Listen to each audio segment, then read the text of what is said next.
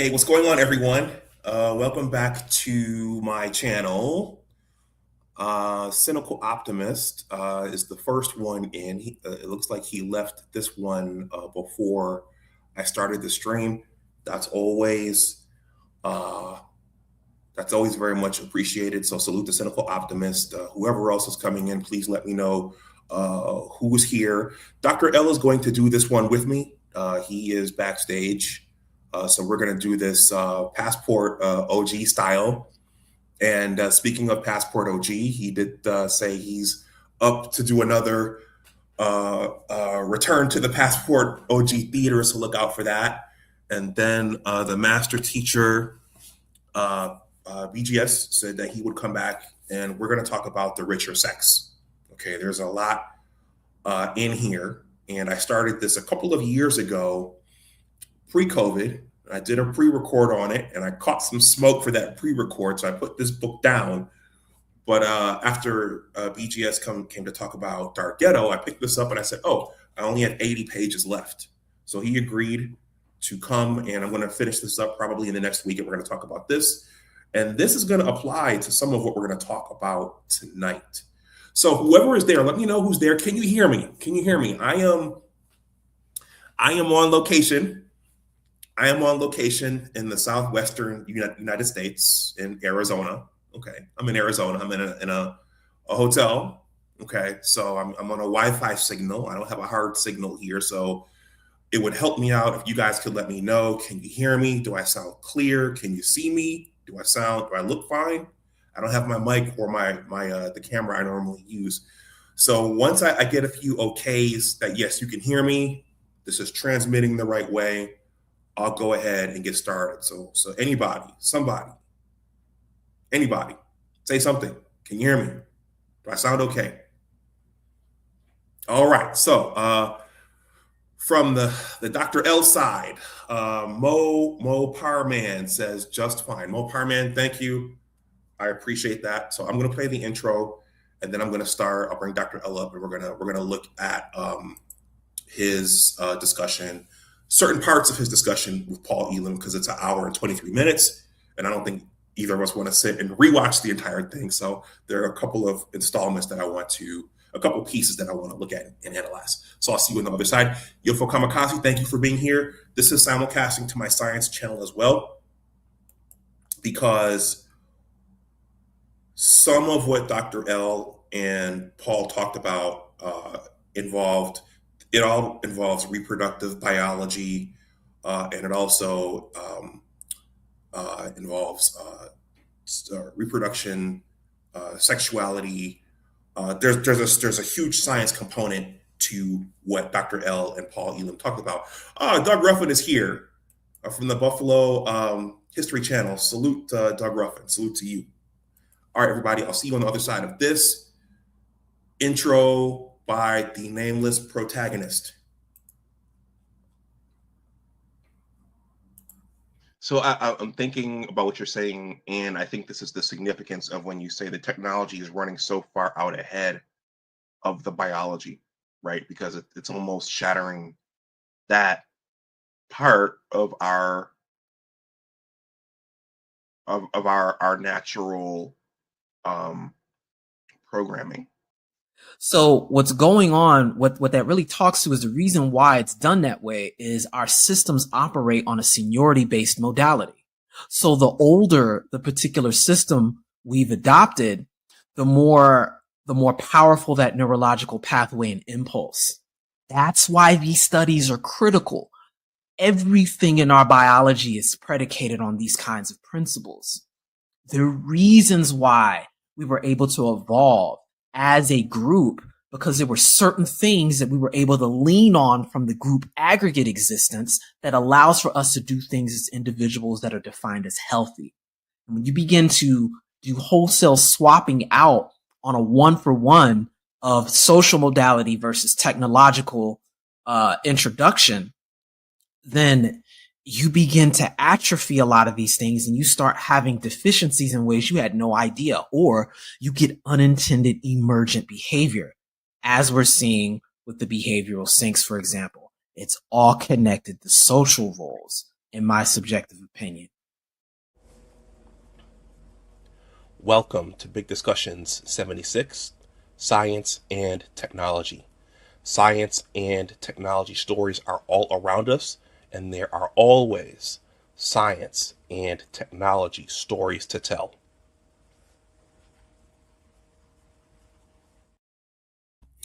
All right, everyone. Once again, I am simulcasting this one to my science channel, Big Discussions 76. Science and technology. I haven't been able to stream over there recently because my weekends are spent trying to get another book out. But if you want to sub over there, I normally do stuff on not Thursday mornings, Saturday mornings. So, but this is, as I'll describe, there are some ecology and population aspects, a huge population aspect to what Dr. L and Paul Elam talked about. Thank you, everybody, for your patience. The power went out at my place on Monday night. I had to get ready for this little short vacay. I am in Sedona. It's beautiful here. I was just out on the Bell Rock Trail earlier today. UFO Kamikaze says Sedona is beautiful. But right now, with my my day job and the going back and forth, I have a little window after work that I need to hit to live stream on the weekdays, and if I can't hit that window, then I won't live stream after work. So, long story short, yeah. So my reaction to Paul Elam's visit to Dr. L's and the Ask a Brother. It should be Ask a Brother. I'll have to fix that afterwards. Hopefully Jeff doesn't see this. He's live interviewing someone else right now, Jeff St. James. But last Friday, Detro, yeah, let's go blue. Yeah, so last Friday, before I bring Dr. L up, I want to say that I was focused on getting the second book out, and I worked on it in the morning. I worked on it in the afternoon. I said, okay, I'm going to turn on Spotify, turn some music on, and then something made me take a look at YouTube first. And sure enough, late afternoon, Dr. L was live on a Friday hosting Paul Elam. Okay. For those of you who don't know, Paul Elam was the founder of A Voice for Men and then the channel An Ear for Men until he got deplatformed. Okay. So he got deplatformed off of YouTube. And then he still continued doing what he was doing, but according to what he said in his discussion with Dr. L, even PayPal severed ties with him. They got death threats when he tried to throw his men's conference. So he's a men's rights activist.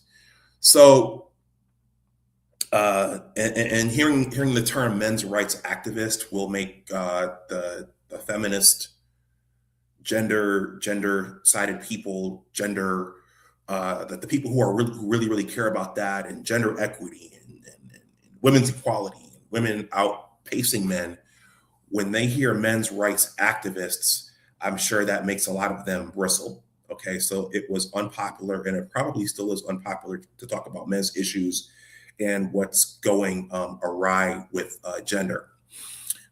Prior to the COVID-19 pandemic, okay, I started watching A Voice for Men, and what Paul was talking about, that resonated a lot with me because I was raised by mostly my mother, and I don't think anybody really knew where gender was going or how to, give myself and my brother the tools we needed to be successful when dealing with the opposite gender as men. I don't think my family had the ability to give us that. Maybe some bits and pieces, but not the entire thing. And they didn't really know how things were changing and how things were evolving. So I wrote a blog post one Father's Day, and at the end I mentioned A Voice for Men, and I tagged Paul Elam in that on Twitter, and he said, "Okay, well I'll post this on my site because I think this is in line with what we're talking about." It was a Father's Day post, and then I wrote one other essay for A Voice for Men, which I don't think anybody can get to right now, which involved I think it was called two well-behaved boys growing up blue pill. Okay. And so I wrote those. And then the pandemic came. And then I got into a pairing, which I'm no longer in. And in that pairing, I caught a lot of smoke for my association with Paul, okay, and my association with A Voice for Men. I caught a lot of smoke in my former pairing, and I know that some of the stuff that the panels that I was doing here, I know that those were a little alarming. And Dr. L and I were talking backstage before this started, and I don't do those panels anymore because we have to be careful about how we what's the word I'm looking for, how we project online, because people are looking at us online. Employers, coworkers, other groups are looking at us online, so we have to be careful, those of us who are showing our faces. But also what you do in the past, people will go and dig it up, particularly if they have a brand, and if their brand is gender equity, if their brand is women's equality. And I have nothing wrong with women competing for jobs, the jobs that men usually do. I have no problem with that. But if you're talking about men's rights, if you're talking about why relationships have gone wrong, and what's gone wrong in relationships, and you've written about that, and if you're associated with certain people, that's going to offend people. And it's called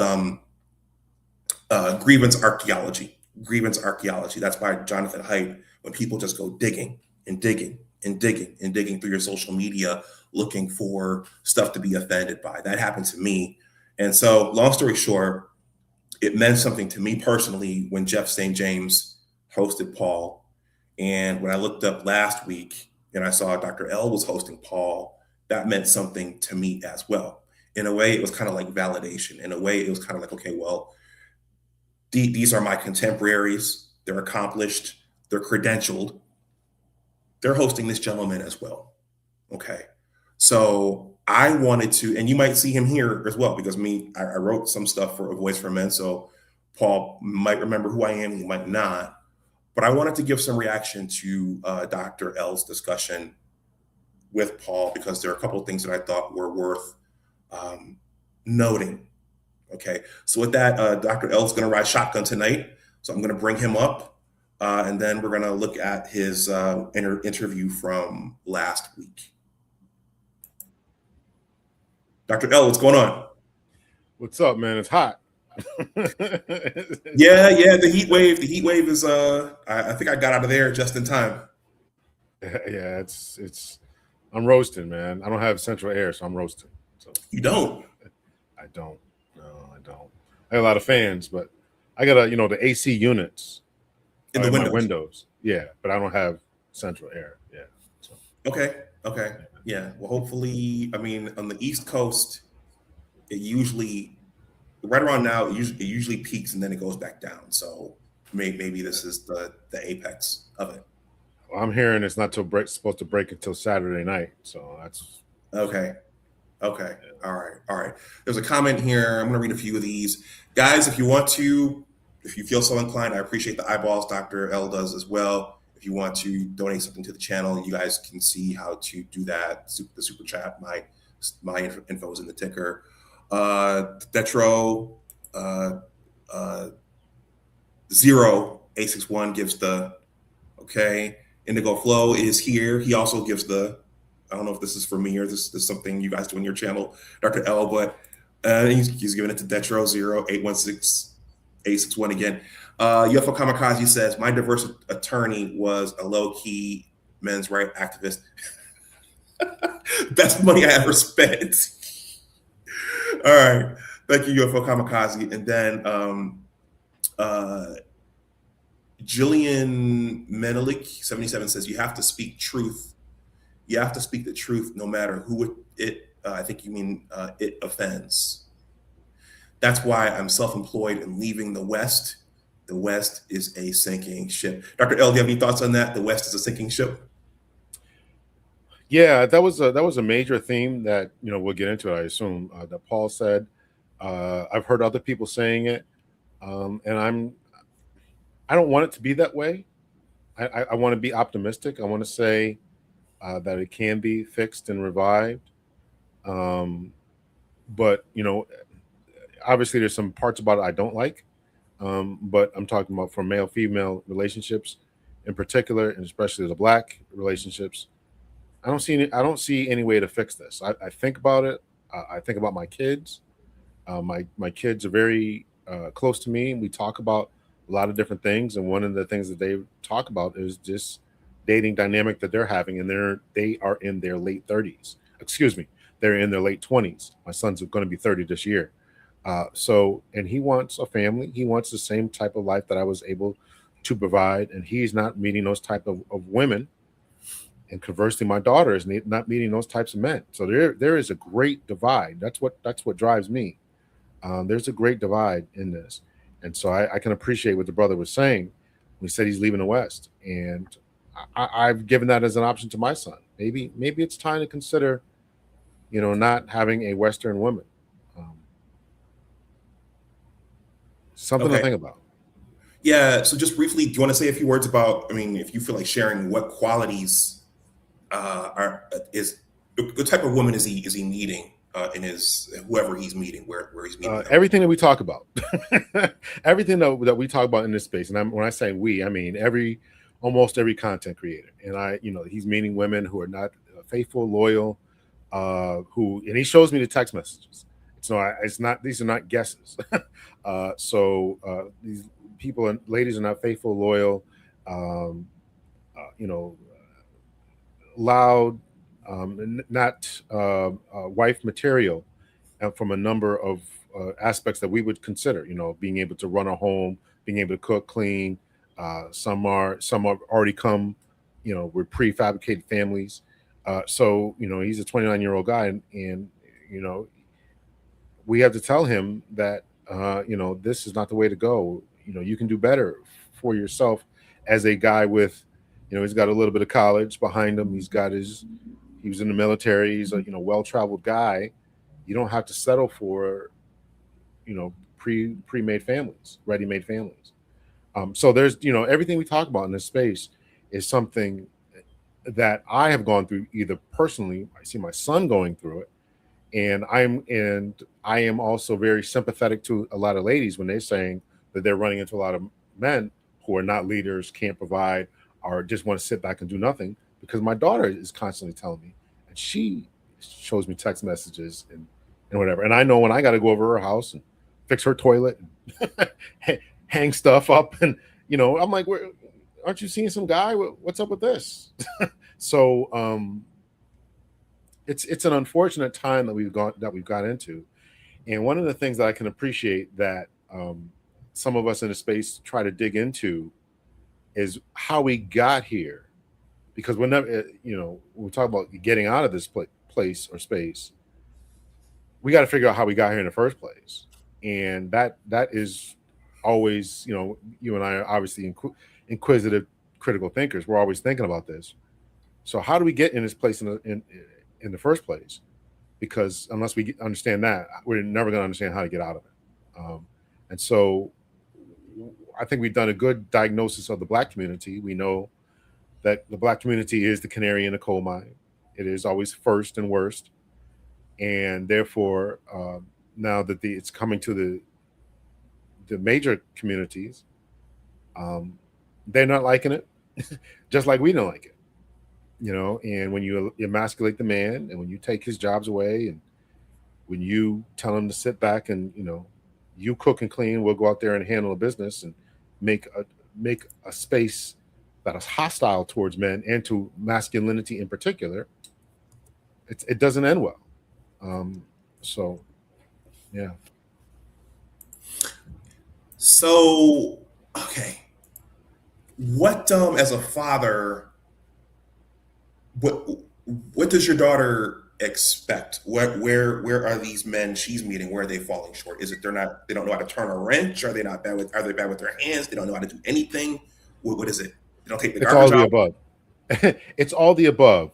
They meet men who ask for money, who are not driven. Maybe they have a job but are not trying to move up. If there's a job opening, maybe they work at a factory and, well, here's a forklift operator, posting. Why don't you apply for that? They'll train you to work forklifts. Not driven to do more than to sit around, do their 8, rather play video games, rather would smoke weed, and etc., rather than be driven to do something more.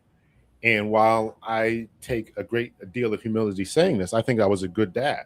And I showed my kids what it meant to be a father because I didn't have one. So I was there. I fixed things in my house. I fixed toilets. I cut the grass. I did what I could, whatever I could do. I did it.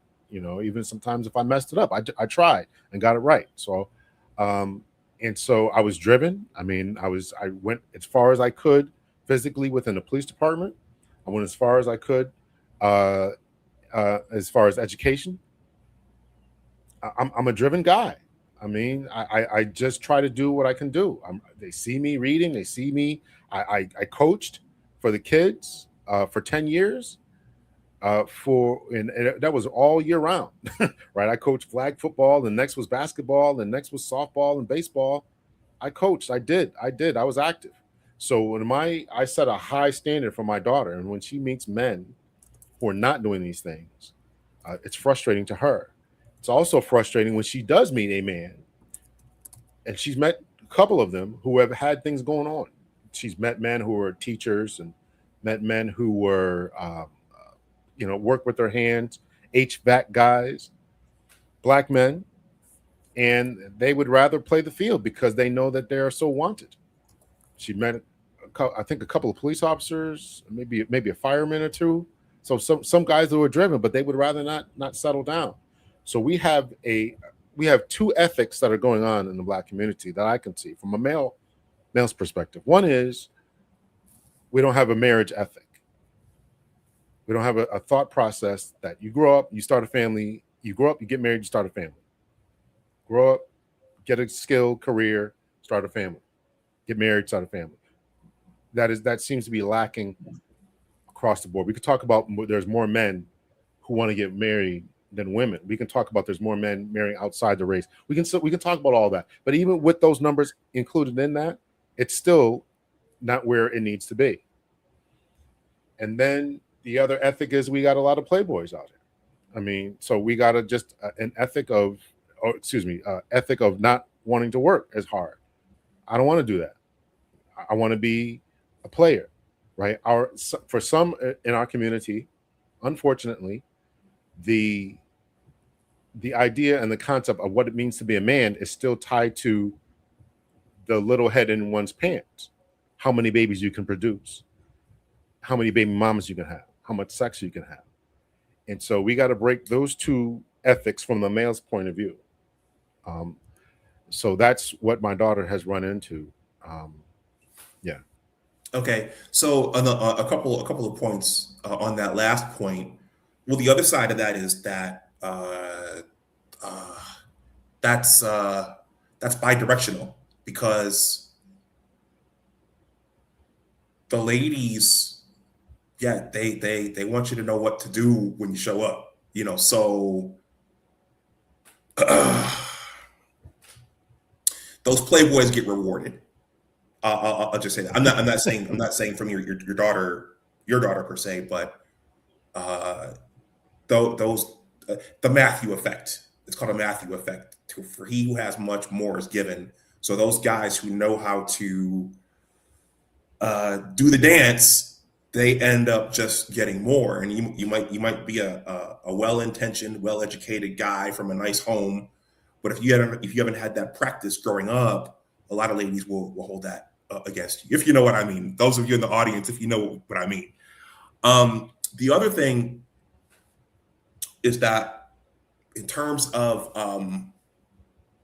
I've gone to the doctorate level as you have. We had household chores, taking out the garbage, shoveling the driveway. There's something that needs to click when you get out and you get older. If you don't marry somebody right out of school and you're in the house together, when you meet a woman and she already has a house and an apartment, there's a sense you have to have that, okay, I'm going into her home. I don't own this home. But if there's something wrong with the plumbing, I need to investigate it. If she leaves the garbage by the door, this isn't my house. But if she leaves the garbage by the door, I need to know to take the garbage out. These are all things.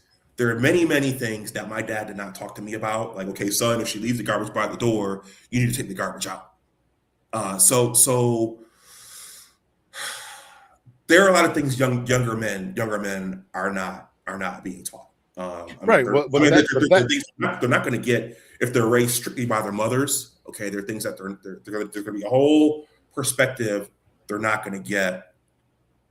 But even some of the fathers have not said, son, you're going to get all this white collar education.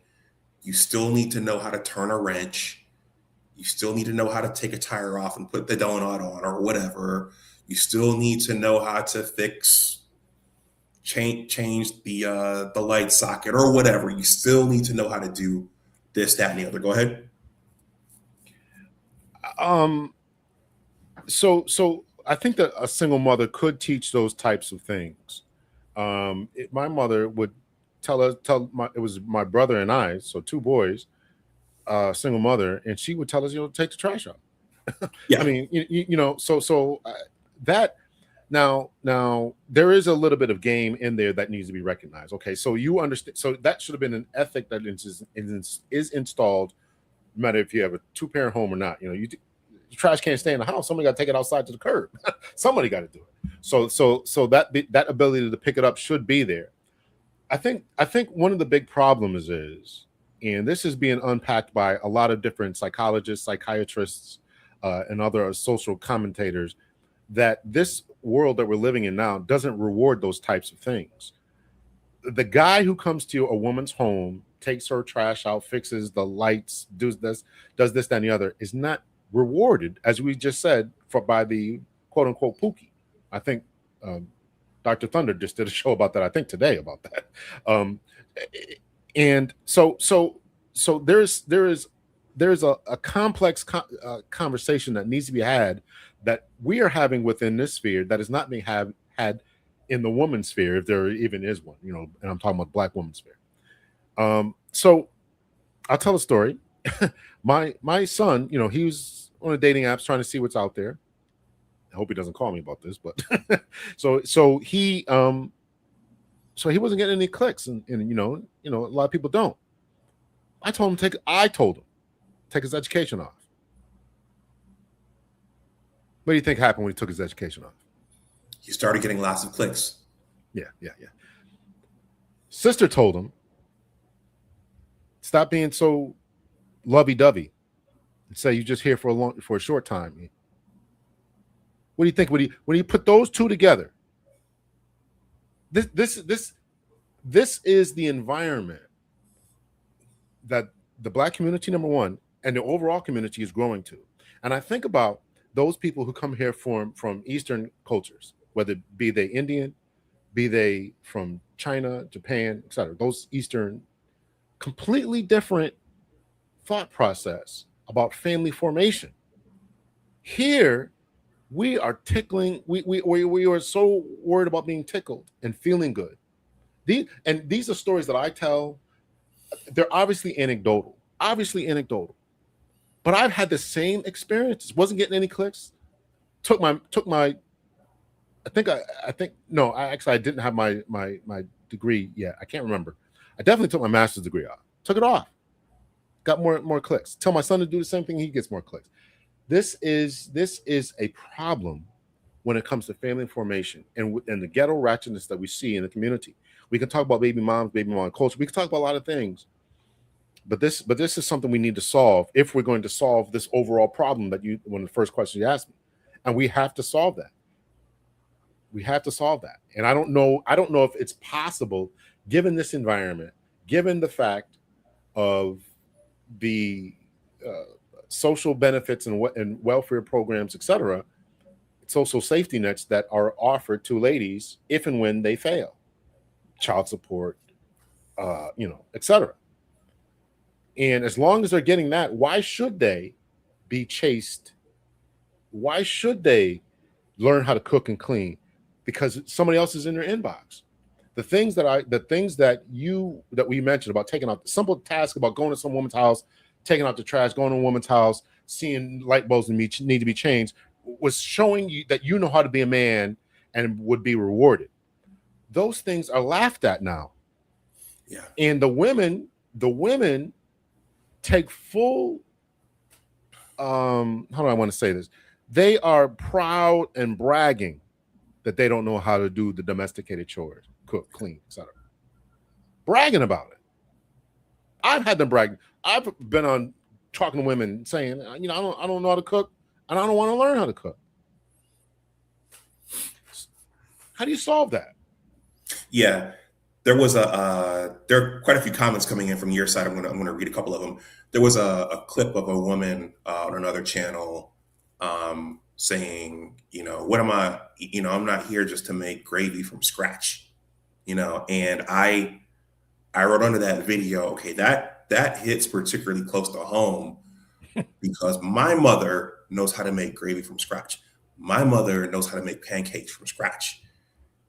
That's how we got here because our mothers knew how to do this stuff. But they knew how to sew. They knew how to do these things. And now it's just a joke.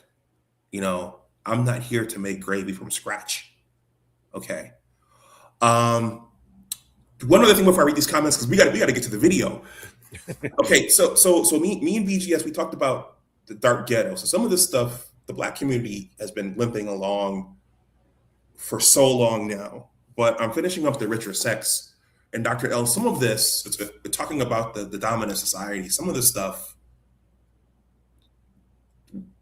was to invert the genders. Some of this stuff was put into motion. Okay. And they were counting on women making lots of money, okay, and then women becoming the quote unquote breadwinners. I think they're seeing now that when these quote unquote professional women start making those high salaries, they don't want a husband who is lesser. I think they're starting to see that now. But in this book, they were hopefully predicting that those women would step into the provider role, and there were men who would step into the provided for role, and they would find this healthy balance. But I think that's part of what we're seeing now is a miscalculation of trying to re-engineer gender. I gotta check that book out. I've heard others talk about it. I have got to put that on my wish list there. It's a fast read. There's some really, really racy things in here. This was copyrighted in 2012. So this is 14 years ago. They were predicting, we're having all these women go into, and for the feminists watching, I have no problems with women working. I have no problems with women pursuing degrees, but yet the question has to be asked: how is our race going to go on? How is our species going to go on? Okay, and right now it's not looking good. A couple of comments here, then we'll get to the video. This is from your end. This is from Mackie Samuels.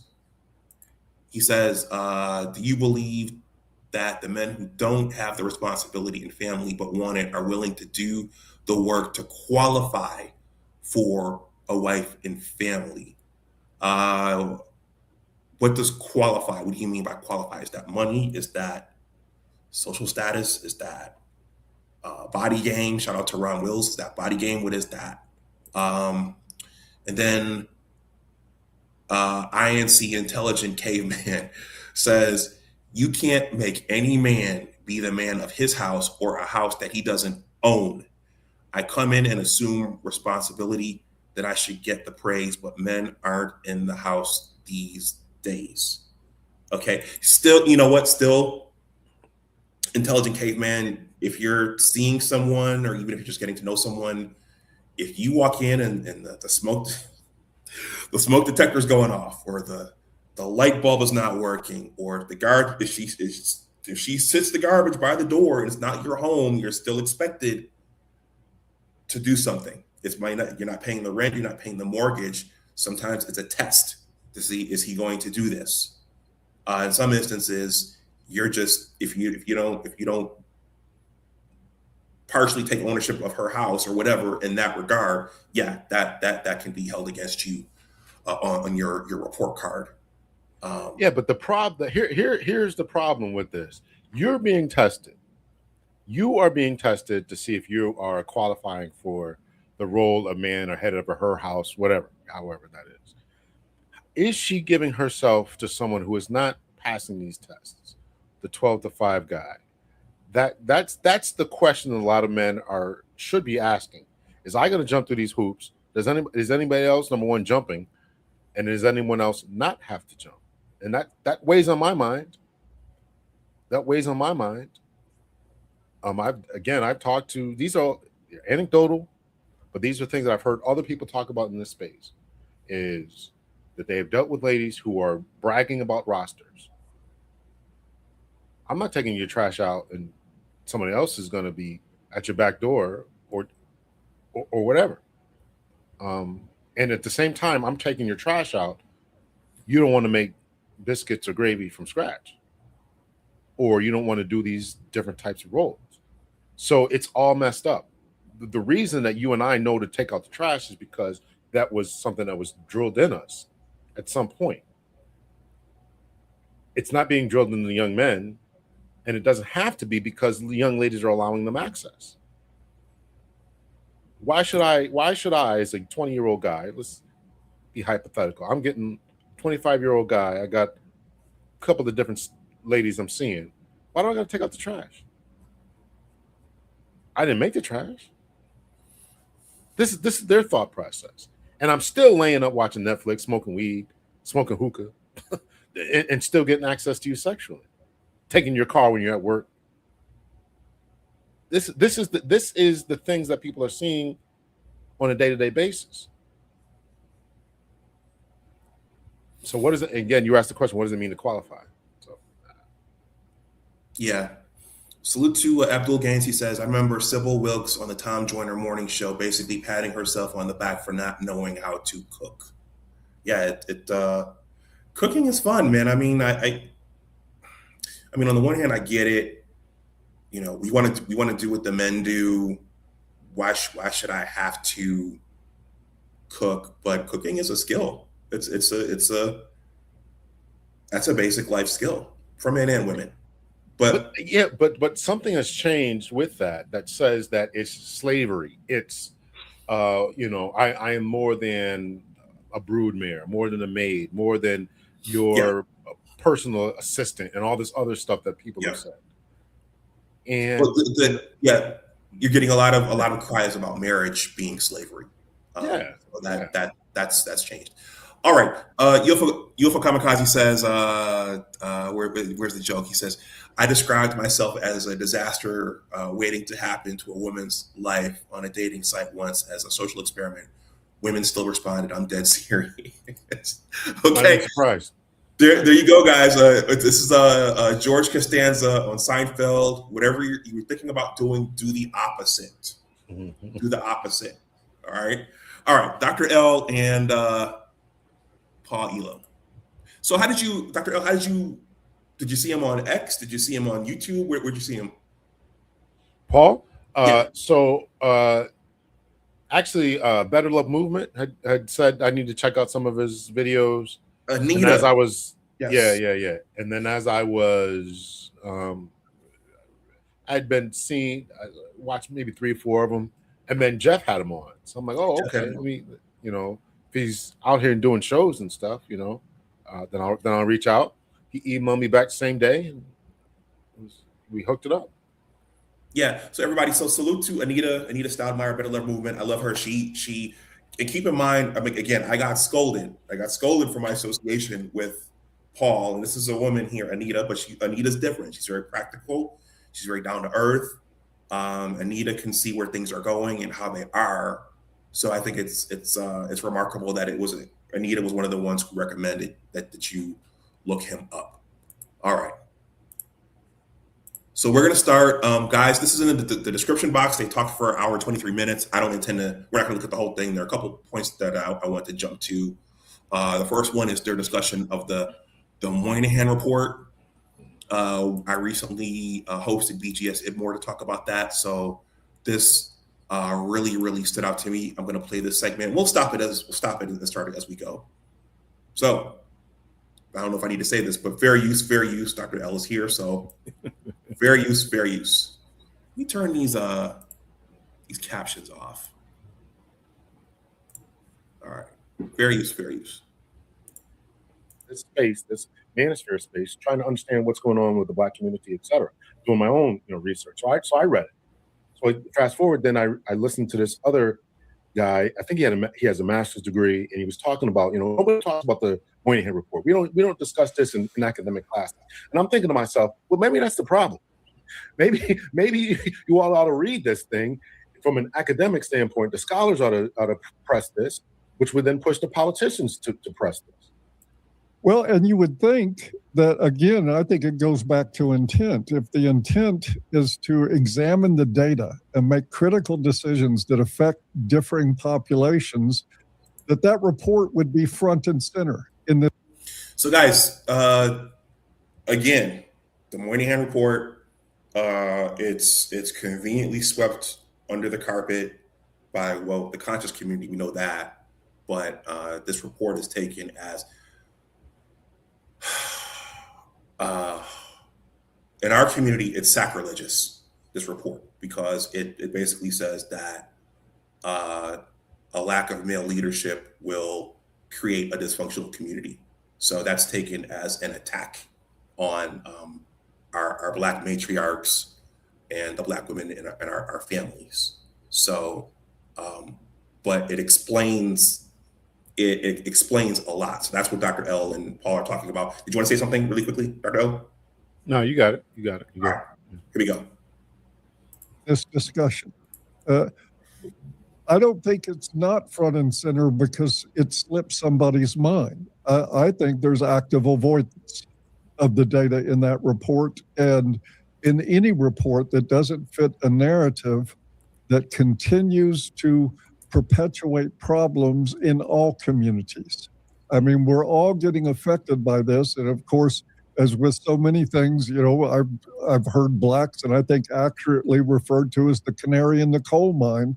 It eventually hits the white population, but it's starting there. And there is an active effort to avoid solutions that is totally contradicts any idea of there being just a matter of unintended consequences here. And again, I appreciate you saying that, the canary in the coal mine. I don't think I've ever heard anyone besides Tim Wise say that. We often say in the Black community, when Black America gets, when white America gets a cold, Black America gets the flu, things along those lines, we get it worse.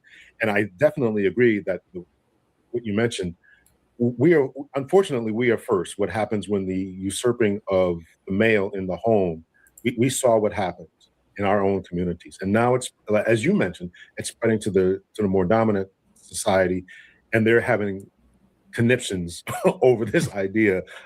They're not handling it well. So salute to BGS for passing through. Also, thank you, BGS. We talked about the Moynihan report. Everybody, if you want to go watch that, feel free to do so. But watching you guys talk, Dr. L, and thinking about the findings of the Moynihan report and where the quote unquote community is now, and then superimposing all of the gender stuff on top of that, it's just a real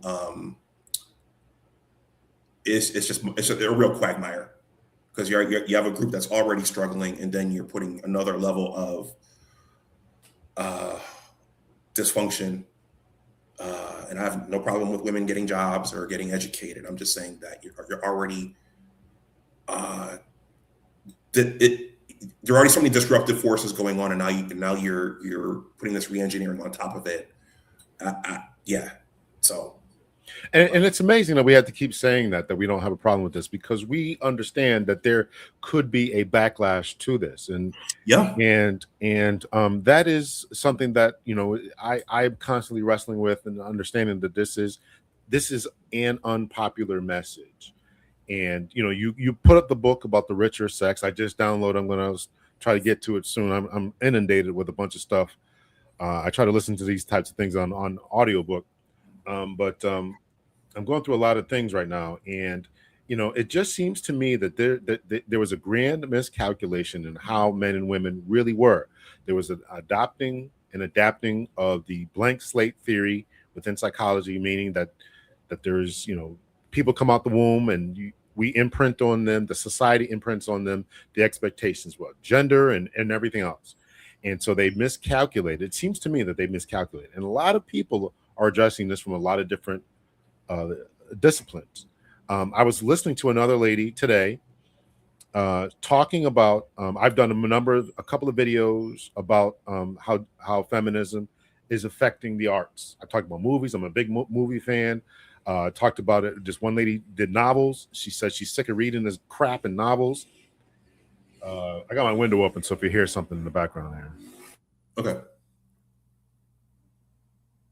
Sorry about that. I got the window. It's hot. I got to have the window open. So this lady was speaking about this recent movie, Supergirl. I did a reaction to it, and and this, she was absolutely, listen, you think I was brutal on this? This lady was brutal. She's like, we don't want to see these movies. I don't want to go into a movie and see a woman kicking butt and saving men. I don't want to see that.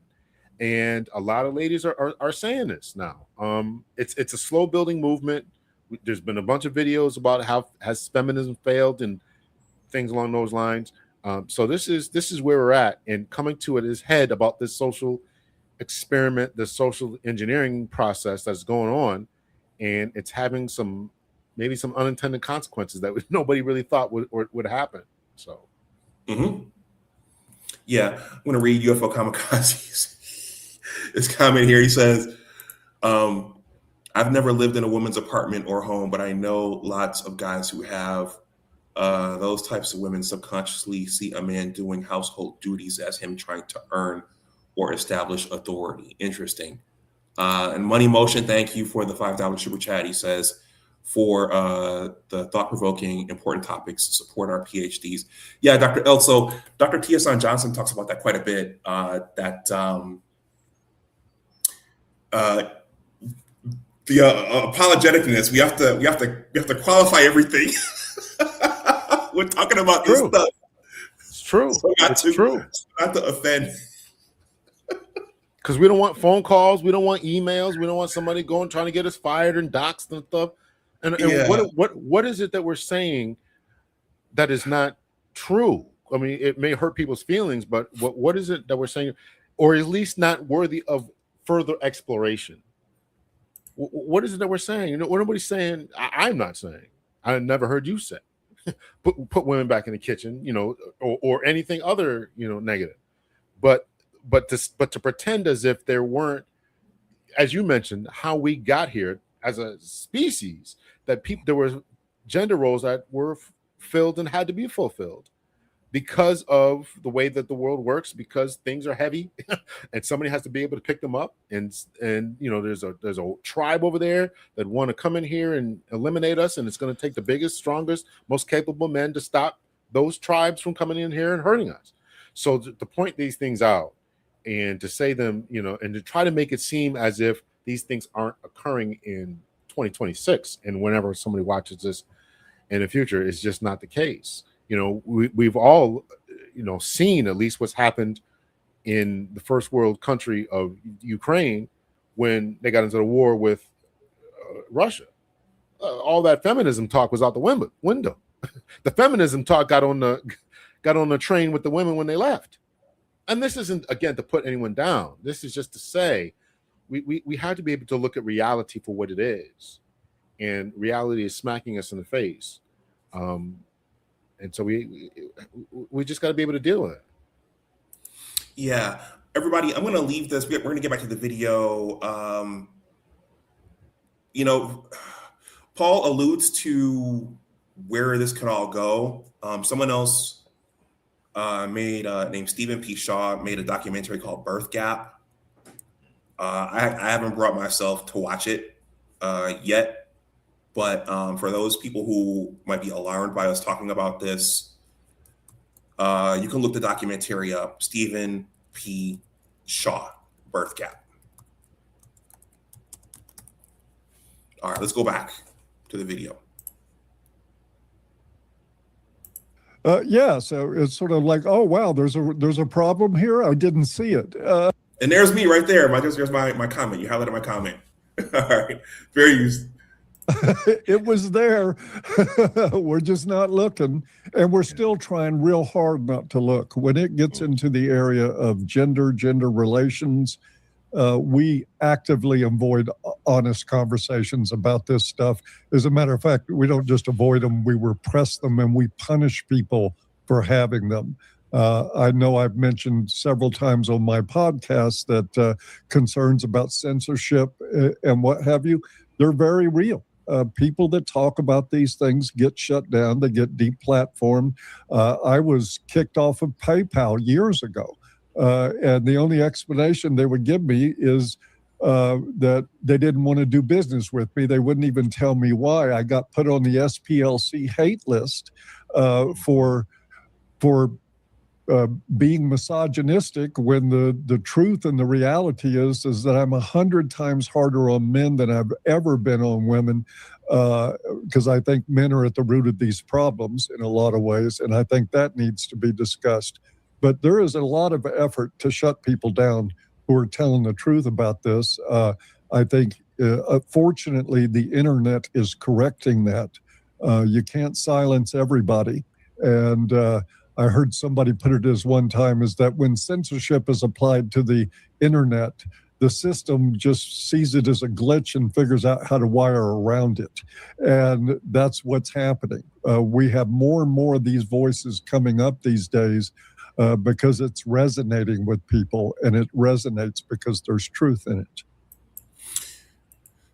We're gonna jump to the next section where they talk about, you guys talked about blue pill, gynocentrism, the bifurcation. But on this note right here, in the last election cycle, I don't know if you all saw it, but Hillary Clinton was very bullish on censorship, and Madam Vice President Harris was also very bullish on censorship as well, taking away the rights for certain people to talk.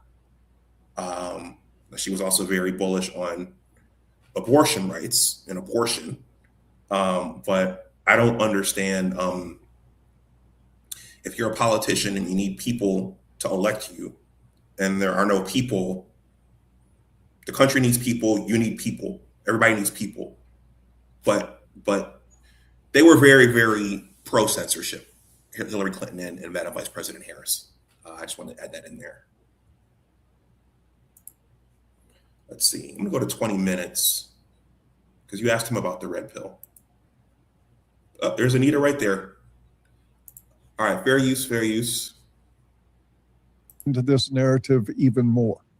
MRAs, guys like me, on the other hand, said, wait a minute, what I want to do with this red pill is I want to break off from that. I want to find value in myself. I want to find approval and acceptance in the mirror.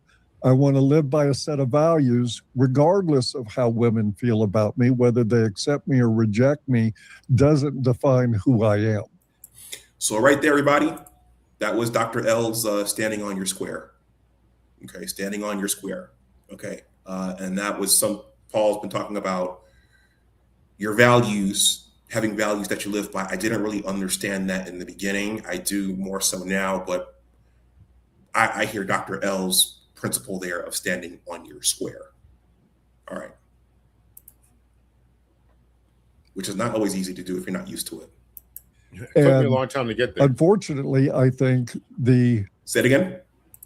It took me a long time to get there, to understand that myself. So, when you're raised what we would call blue pill, when you're raised to be very servant-minded to other people, be it the church, be it at school, Everybody around you is telling you to serve other people, and I'm not saying don't be a help to people, but when it comes to your own wants, desires, I don't have to go broke in order to make sure that you have something to eat. I don't have to, hurt myself, cut myself off, empty out my bank account to make sure that you are healthy, happy, and whatever. You have a responsibility to help yourself, and that takes a little bit of work and effort to get to to that place. My mother was extremely meek person, and was not helpful in helping to establish a man that I needed, a man and the man I needed to be. Mm-hmm. So. I totally get it. My recently my recently deceased best friend, he told me one time recently when I was visiting here, he said, I notice you talk a lot about, male leadership and male mentorship, and I noticed that that's a big thing with you. Well, what you just described, Dr. L, that's the reason why, is that I had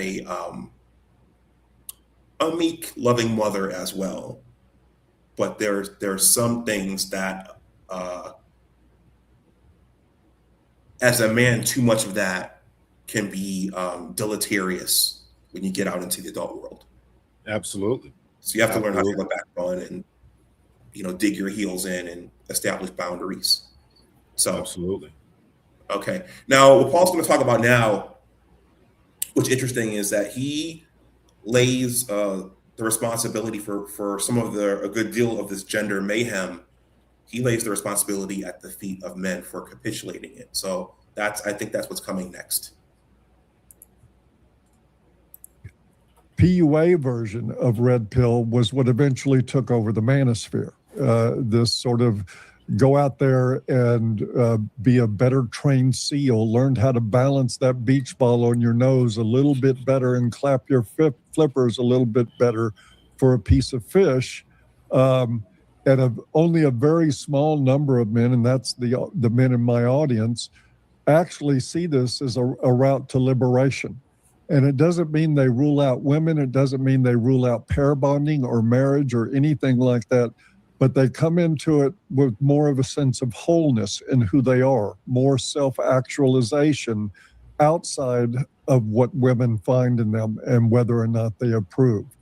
So there's a condensed version of what I think is the bifurcation in the definition of red pill that's come about. And I think the preponderance of the modern manosphere has grabbed the wrong model and made it all about things like become a high value man, pump iron, do this, do that, but it's all focused on women's approval. Okay, high value man, that rings a certain bell with me. But Dr. L, what do you think about that aspect of me? Because becoming the best version of yourself, getting your body right, getting your money right.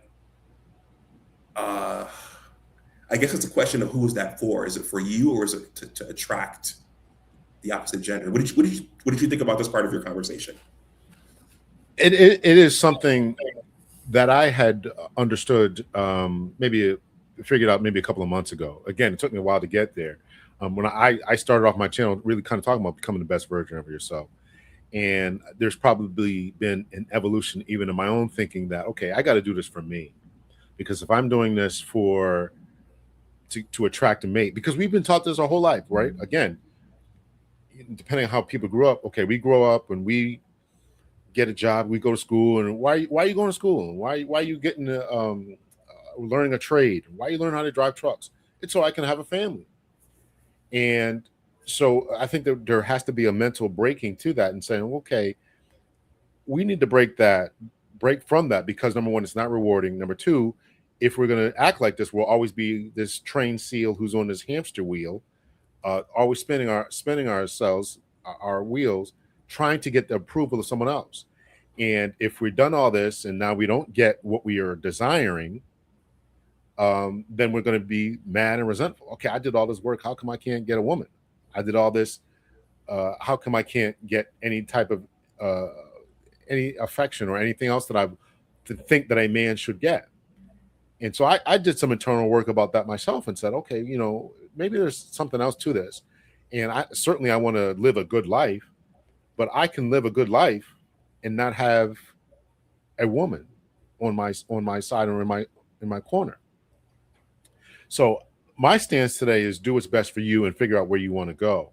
If you want a woman, then here's what it's going to take to get one and to keep one. We can talk about that. If you want to live a good life by yourself, because maybe you're an older guy above the age of 35, maybe you've been through a divorce, been through the child support ringer, whatever, and you want to live a good life, you should do that just for you. So whatever you're going to do it for yourself. And if my philosophy would be do it for yourself. And then if something else comes along, as far as a woman, family, and job advancements, career advancements, that's great. That's fine. But again, from the Black male perspective, we have done so much for so long, and our efforts were poo-pooed on. Black men have been lynched. This is why I really appreciate, Dr. Ron Neal when he talks about Black male independence. Think about all the things that Black men had to go through. Slavery, Jim Crow, lynchings in our uniforms when we returned from the World War I and World War II. Drafted for Vietnam War, and we get back here and we're still seen as less than, first ones fired, last ones hired, all this different type of stuff. Drug wars. We get no sympathy. So it's time now for men to say, okay, we're going to be men, and we're going to get what we want. We pay taxes. We've done a lot for the community. We marched. We sung, we were arrested, we had water hoses turned on us, and now we're saying that we have a level of autonomy, and we should not be beholden to the Democratic Party, the Republican Party, the church, any organization that has not been sacrificial and deferential to us and to our needs, to our wants, to our psychology. Right? We have been the experiment. The guinea pigs and experiments, syphilis experiments, it's been us. Yes, it's been Black women too who have been, brutalized and all that. So, but it's time for Black men to say, here's where we are, and here's where we need to go. And so, this is what I'm thinking about in becoming the best version of yourself. Why are you doing that? Is it to just impress other people who have never been impressed with us, who didn't want us here, who only looked at us as workhorses? We are autonomous, whole human beings who have thoughts, feelings, desires, and emotions, and we deserve to be just as happy, just as content, just as successful as anyone else. Yeah. As I was out there walking the trail earlier, thinking about this, I was thinking about for some reason, I started thinking about the peacock, and I think the male peacock is the one with the feathers, and the male peacock with the prettiest feathers gets to reproduce. So there is something to keeping your body right, being in good shape, dressing well, but there is also something a piece to this that's not doing it for the approval of others, and not living on the whims of others, because those whims could change. That approval could change, and you'll always be trying to meet those approvals. We are seeing now that there is no bottom to this pit. There's always another rung on that bar. And so that's why I've come to the conclusion, okay, I just got to do this for me. Because once I understand a lot of this was skits, but a lot of this was my own actual feeling, relationships and experiences. I've actually had women, when I was talking to them, say, I don't go to chain restaurants. Wait a minute. You too? Right. So, and that was before that viral clip about the Cheesecake Factory. I had a woman tell me that before that. Yeah. Same here. So there is no. It's always going to be, the analogy about the peacock, right? So the most beautiful one. If theoretically, if you become the most beautiful one, whatever that would mean in human terms, or whatever she likes, you'll get a reward, but that reward seems to never be enough. Okay, you took me to this restaurant. Okay, but you bought me a ring, but I wanted that ring.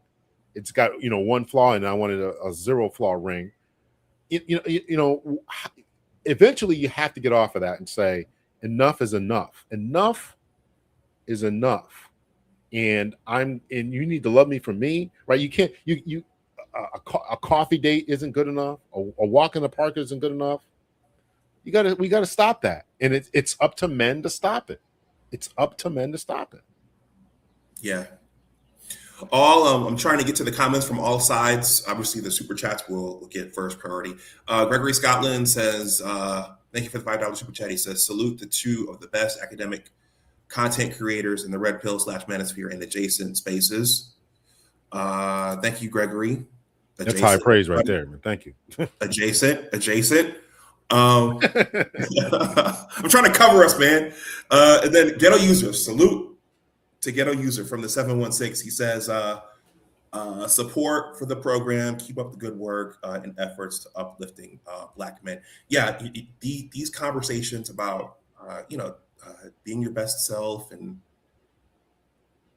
we didn't talk about this at home. I don't want to dwell on what we didn't talk about at home, but there are a lot of these things are important because we didn't talk about these things at home, just serving and being self-deprecating. And I want to acknowledge someone else from your side. This is High Vibe. She says that was a very powerful statement. She's referring to Paul holding a lot of men responsible for this gender mayhem. She says that was a very powerful statement. Being your best shouldn't be contingent on the attention of the other gender. Yeah. Okay.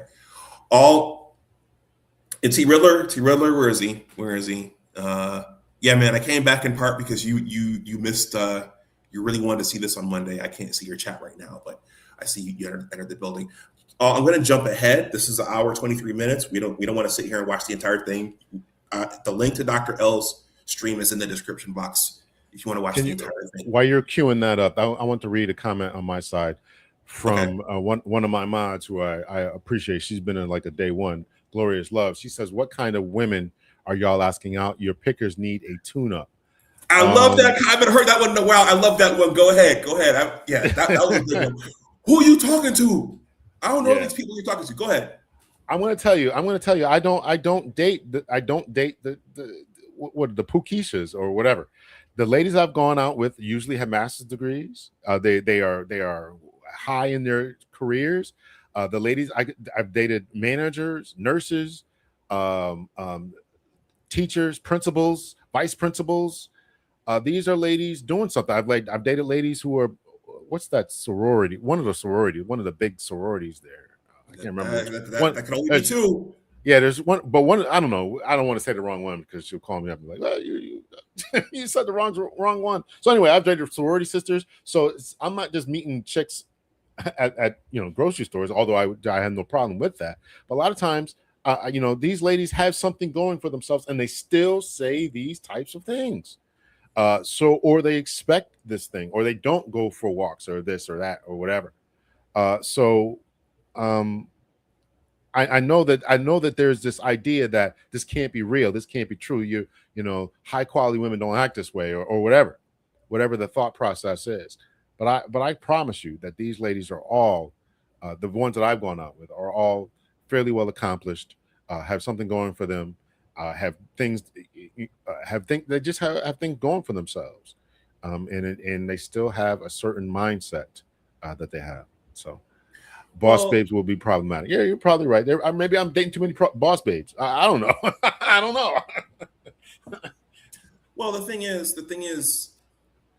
Even I think one of the big misnomers is that education will automatically elevate you.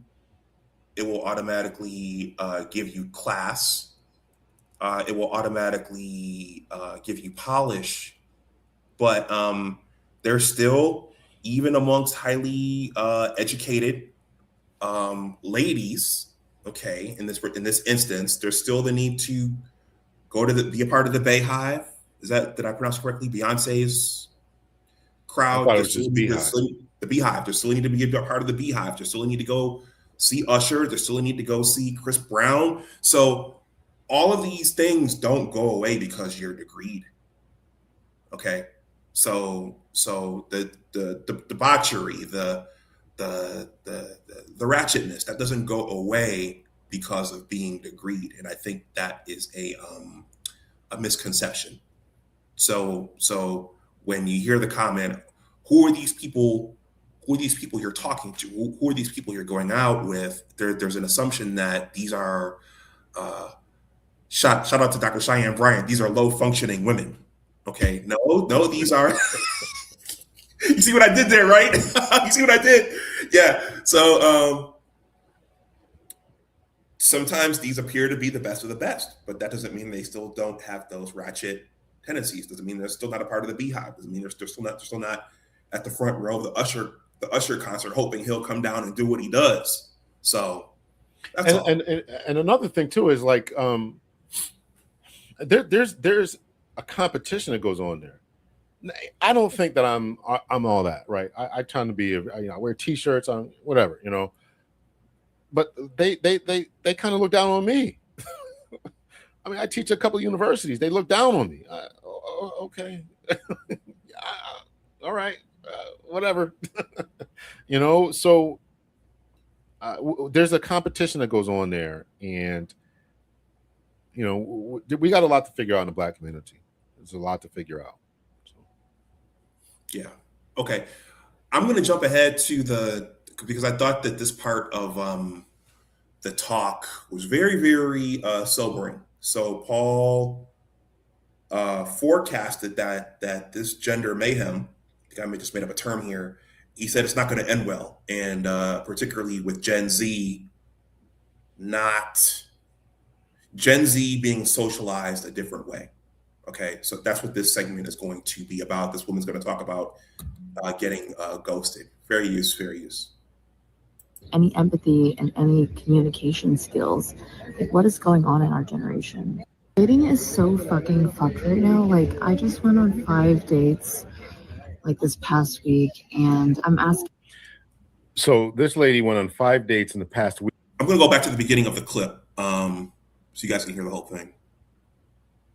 Also now, Instagram, TikTok, those are becoming like diaries and confessionals now. So there's a lot of this happening. About this one.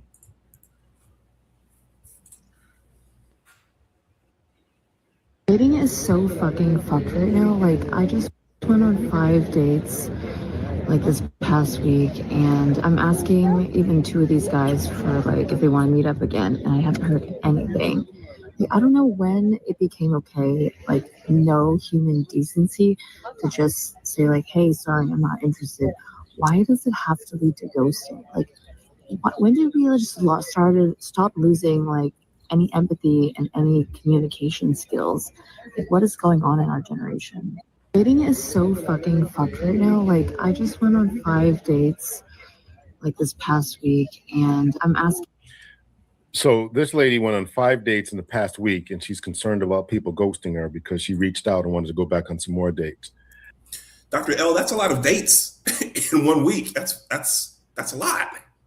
And those are the ones that she went out with. How many did she talk to, text with, and didn't meet her standards for some reason? And she didn't recognize the problem. She's the problem. How many people did you ghost? Right? Because if she's talking to at least 5 people, she had to have ghosted some others. I mean, I'm just doing some basic, guessing here. But how many people did you ghost? And I can't prove this. But I'm pretty sure the ghosting started with ladies. Why do I say that? Why do I say that? Because they're talking to so many different people. Once the dating apps and all this kind of, you just stop responding, or just their message went so far down in the bottom, you just somehow forgot. And now it just became a thing. And I remember when I first heard about this term ghosting, there was a woman, I was still on Facebook at the time. This woman said, If you don't get an answer, that is an answer. It wasn't talking to me, just putting on the post. If you don't get an answer, that is an answer. I was like, okay, whoa. I don't know who this is for, but I'm certainly gonna learn from it because it was intentional. Yeah. You see a lot of stuff like that on Facebook. You see a lot of that on Threads as well. I don't know if you've ever taken a look at Threads, but it's crazy over there. So to your point, there's always another side. There's always a part that's not talked about. She hasn't shared with her audience the number of guys who did ask her out. She talked about the 5 that she went out with. Right. So certainly right. She's not. I think Paul says that she's not an unattractive woman. So certainly there's a whole collection of guys, and she chose the 5, and those 5, from what we're hearing, they're probably the quote unquote elite guys, and they just kind of said, yeah, whatever. So, and what about the other 3 that just spent their money and never got another chance? Did she talk about that? Did she call them up and say, hey, listen, we had a good time, I don't want to see you again? We don't know. I'm just throwing this out there as we don't know the full story of this. That's something else to consider. She reached out. She reached out to 2. I want to see these 2 guys again. 2 out of the 5, 40%. She reached out to them and said, I'd like to see you again. And they said, we got better options. The same thing that she did to the other 3 guys. Yeah. I want to salute the nameless protagonist. He is entered the chat. Os, nameless protagonist. Everybody, that was his voice you heard in the intro. He and I were talking about the mouse utopia experiments. You might want to look up what that is in relation to this, the mouse utopia experiments. All right, let's keep going. So I want to get your opinion, but my thoughts are you went on 5 dates with 5 different people, and those are the ones that you at least went on a date with. How many more are you communicating with, et cetera, et cetera? And then she was wondering why she gets ghosted. Tell me if I'm missing something here, if I'm crazy. I don't think so. I mean, one, ghosting is an equal opportunity effect. I work counseling men and have been doing so for years. And when it comes to dating apps and the dating environment, that's the number one complaint is that they'll have a nice conversation, share some text with the women, and then the next thing you know, they're gone. No goodbye. No, I'm not interested. No, nothing. I think the internet and the way we're communicating with each other sort of lends itself to that happening. But the thing that ran through my mind as I watched that young woman talk was that, she wasn't unattractive. If she met 5 guys and none of them were interested, it's quite possible there's something in her personality that left them uninterested. And I will say this, that again, what I observe and what men report to me that I work with, and I'm talking about thousands of men, not just a handful, is that they experience this entitlement stuff out of women, what they expect. I want you to take care of me. I want a man that makes 6 figures. I want a man that looks like this. He's got to be over 6 feet tall. I mean, the average expectations that women have in the dating marketplace right now reduces their opportunity to about 2% of the men in the population. Okay, that right there is huge. First of all, shout out to Leon. That's coming from your side, but he's saluting the nameless protagonist. I saw another comment here by Indigo. He says Threads is a cesspool. Everybody, if you haven't been on Threads, it's like a female X. So a female X / Instagram. Gregory Scotland says her language speaks volumes. Okay.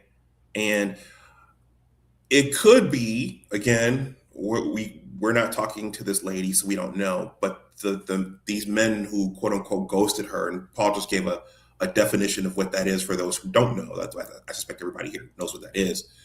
But the men who she went out with, maybe they heard something. Maybe she said something or some things during those encounters that they said, nah, I'll pass. Some people in the chat here pointed out her language. And while a lot of ladies also today are proud of not cooking, they're also proud of not being meek and feminine.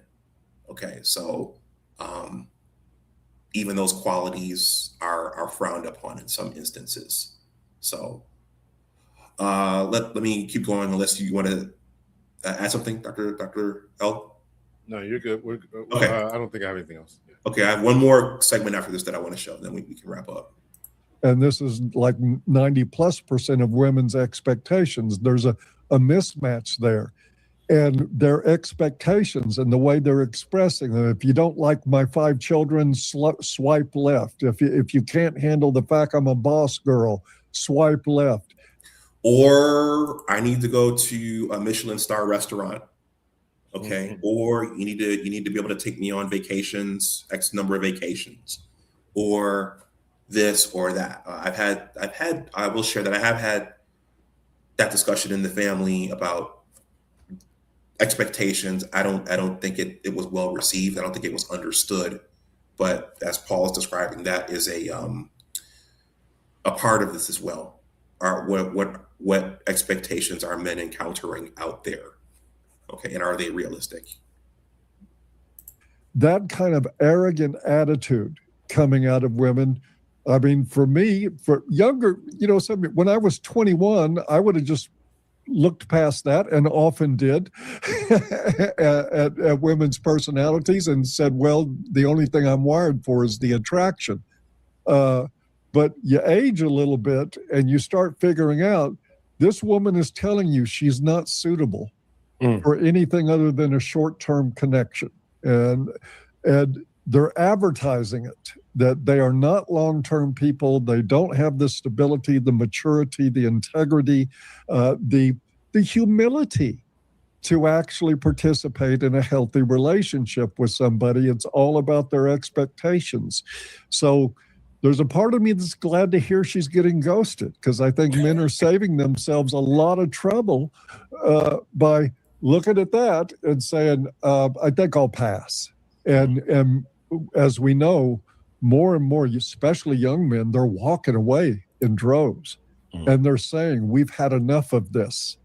This is the sobering part right here in terms of what may be coming. Nobody's listening quite yet, which is why I don't think this is going to end well.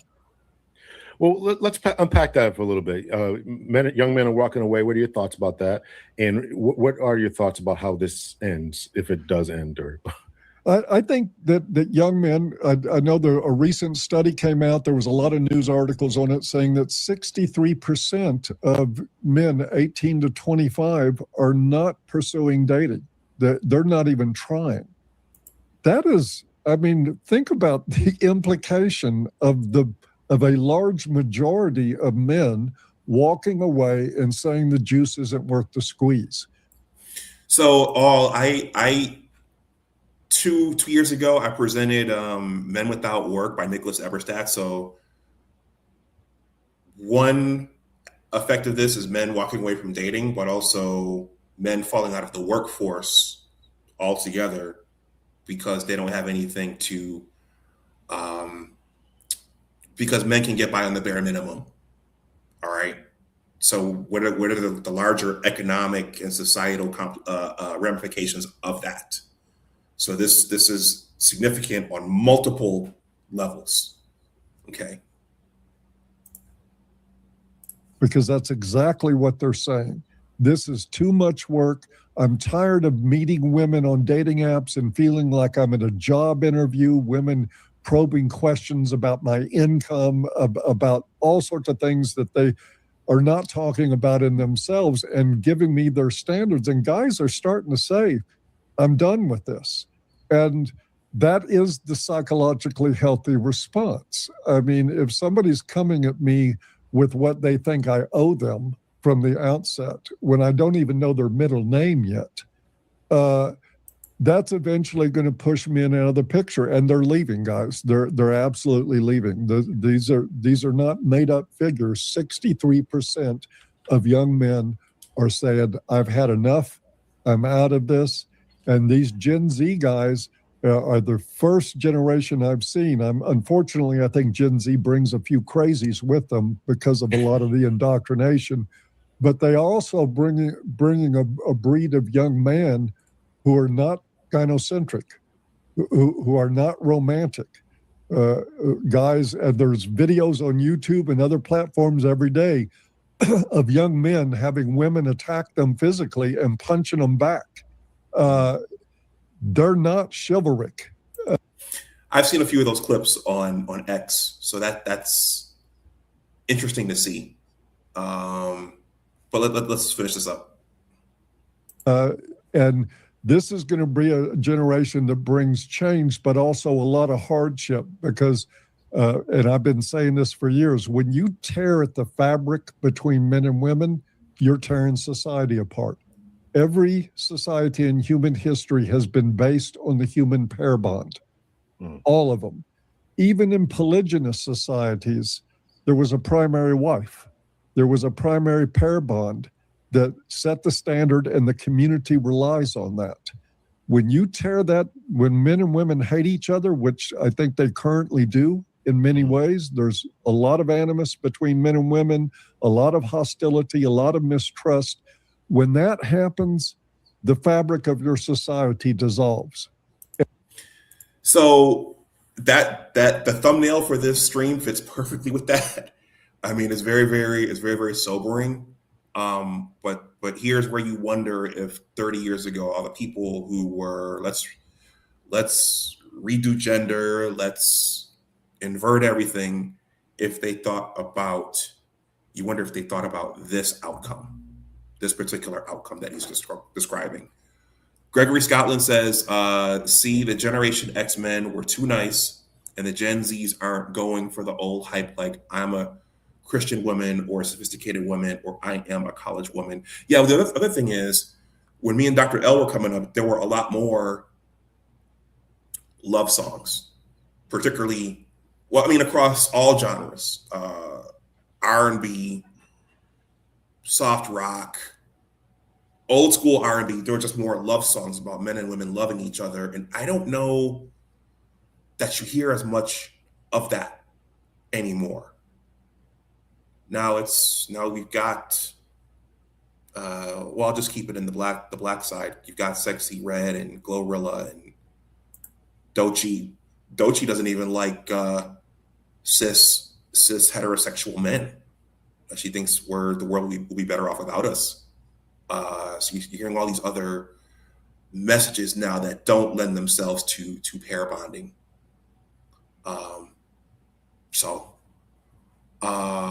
Let me see how he ends this, then we'll jump to the last segment, then we'll wrap up. And you get chaos. And I think we're headed that way.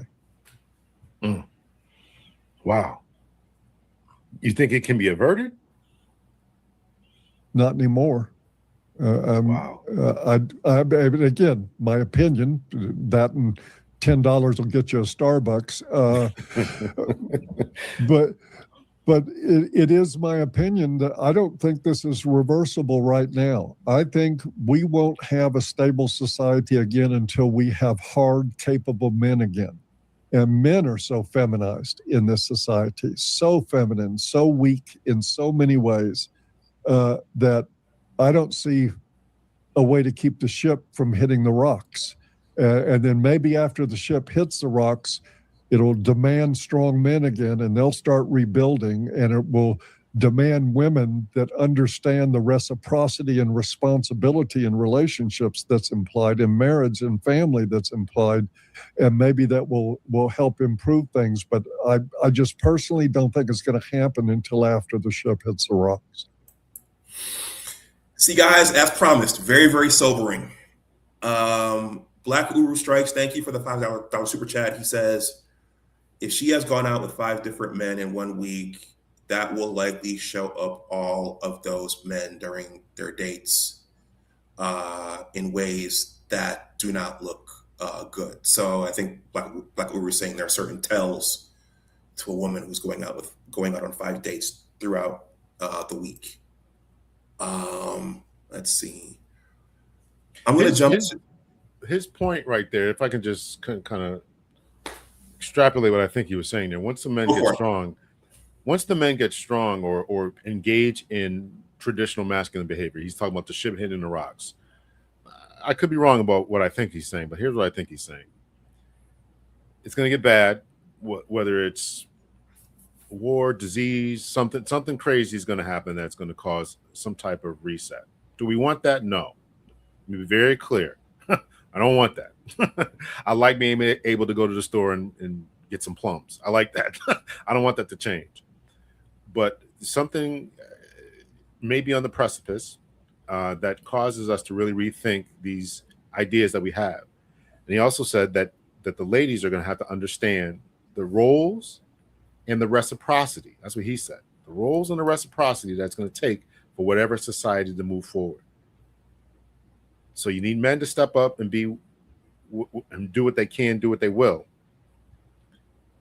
And also that there has to be an understanding about this. And I don't think that there's a lot of understanding from a lot of ladies. I think the ladies who listen to us or in my chat may understand this. I just did a video. I think the sound was kind of choppy, so I might not be able to upload it.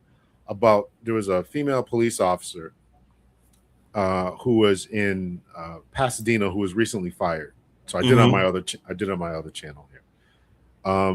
And her attitude is exemplifying exactly what we're talking about. She's on her job wearing the fluffy eye things, trying to still be a princess as a police officer. There's a disconnect. There's a childlike disconnect that this is somehow a game. Whether you're a police officer, whether you're going into construction, that this isn't real. If something goes wrong, I just sue people. If something goes wrong, I just go to X or go to the internet and just get my feelings validated. I don't think that people understand that there's still life and death. And as we mentioned before, the people who really figured that out were the ladies in Ukraine. Oh, wait a minute now. There's a war going on. There's a fight going on. There's trouble. We're going to get on a train and we're going to go somewhere else. Now, I don't know. Let me say it again. I don't want that to happen. I hope it doesn't happen. But I don't think there's any change to this. I don't think there's any fixing this either. I said, I was given an interview. I don't get in debates when I'm trying to do an interview, but I absolutely agree with the man. I don't know if this can be fixed. And you mentioned the Mouse Utopia experiment. I've talked about that a number of times on my channel. Every single time that Mouse Utopia experiment, you guys can go read about this. Every time it was done, every population of mice, every single time it collapsed. There was no fixing it. Once you had lost the cultural, what do I want to say? The lineage, the passing down of thoughts and ideas from the female mice to the mother mice to the children. Once that chain is broken, it can't be built again. There are obviously mice. We're obviously more highly educated. We have books we can read again. I get that, right? We have literature. We can fix a lot of this thing, but it's good. If to do it would take monumental changes, and I don't know. I don't know. It'll be something if we can actually do it. We may go to another dark age. I don't want that. I'm just saying. I don't. I don't either. There's something Paul said, which is that there are a lot of weak men now. This gets back to the thing my best friend said to me is that I noticed a lot of your content deals with, men and finding mentors and modeling other men. What happens when there are mostly weak men? What happens when you've engineered the boys and the men to be something other than men? And Dr. Orion Taraban made a really good video about a month ago, and he said it only takes 3 generations. He said it was called Men Have a Culture. And he said it only takes 3 generations to cycle something out completely. And then once it's gone, it's gone. So this experimentation they're doing, this social engineering, there's a real danger here to that masculine sphere going away, and the feminine sphere as well. Once it's gone from the men, yeah, it's going to be hard to bring back. gone from the ladies to, again, how many ladies don't know how to cook and don't want to learn how to cook? What's it going to take for them to, if remember what Paul just said was the roles and responsibilities, the men have to, once they start doing what they got to do, if I'm out in the field all day or doing what I got to do in rebuilding society or pouring concrete or whatever else it takes to do, somebody's got to be home taking care of these kids. And then these ladies, are they built for that? Do they want to do that? You know, I'm sure we're all, you know, fairly educated people here. There's a museum. There's one of the Indian museums here in the state where I live is in Connecticut, right? So one of the casinos has a museum to it. They're owned by the Pequot Indians. And so they tell the story in their museum about how the pilgrims came and wiped them out and this, that, and the other. And it showed all the knowledge base that they had, how to make baskets, how to wrap their babies up, what plants to eat for medicines. Once the white people got here and wiped them out and killed people and people died from diseases and stuff, all that institutional knowledge was gone. Gone. We are killing our own institutional knowledge. Yeah. Gregory Scotland, thank you for this generous $20 super chat. He says, the major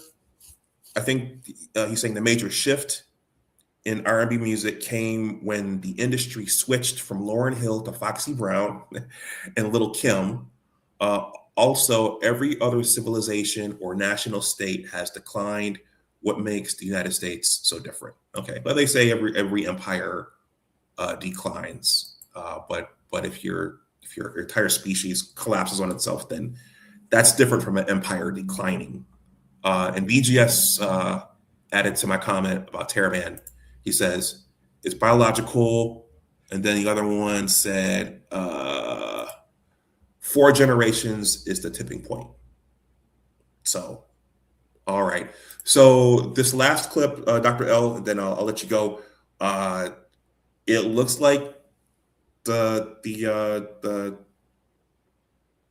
greater society, the dominant society, they're starting to take notice because it's all spilling over there as well. This is the Richard Cooper clip. I think Anita posted this on Instagram. I follow Anita on Instagram, but I think she posted this. This is a sobering one as well, but it's cool to see someone say this out loud. Okay. Fair use, even though Dr. L's sitting right here. Narcissism, a lot of times within ladies. So this psychiatrist is going to break that down.